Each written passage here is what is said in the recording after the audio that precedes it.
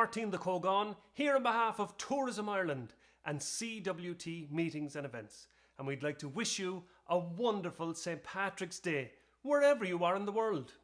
Well, to start off today, I'm going to show you how to make a proper cup of tea. Well, at least how we made tea in my house, and my mother won't put up with much, only the best. Now, the first thing you need is fresh drinking water. There's no use boiling the kettle last night and waiting for it to cool before you use it again this morning. That's no good. You got to get fresh stuff. So, another rule, and this is just before we get it too hot, I'm going to show you what happens when I go to a hotel or restaurant more often than not.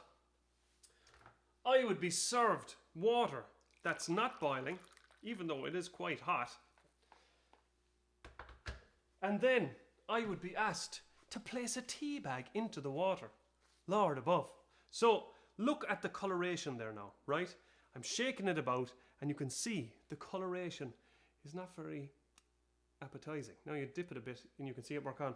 Now we'll show you another angle to that later on. Now I'm going to boil the kettle, and waiting for the kettle to boil is one of the hardest things in the world, especially when you're multitasking. You forget all about it, you come back, you have to reboil it. When I was growing up, we would have tea first thing in the morning. I remember I had tea in my bottle when I was kind of finished with the milk. We'd have tea first thing in the morning, and morning really wouldn't start until about 8 o'clock in Ireland.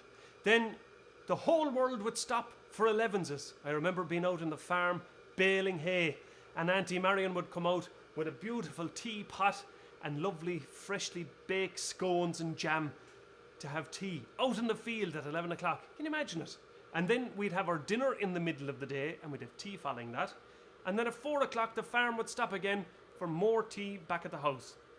You would have tea with your supper at 6 o'clock, and then just before going to bed at 9 o'clock at night, you'd have a cup of tea.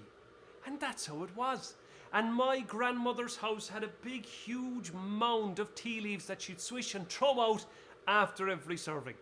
Now, I have a teapot here, which is cold to the touch.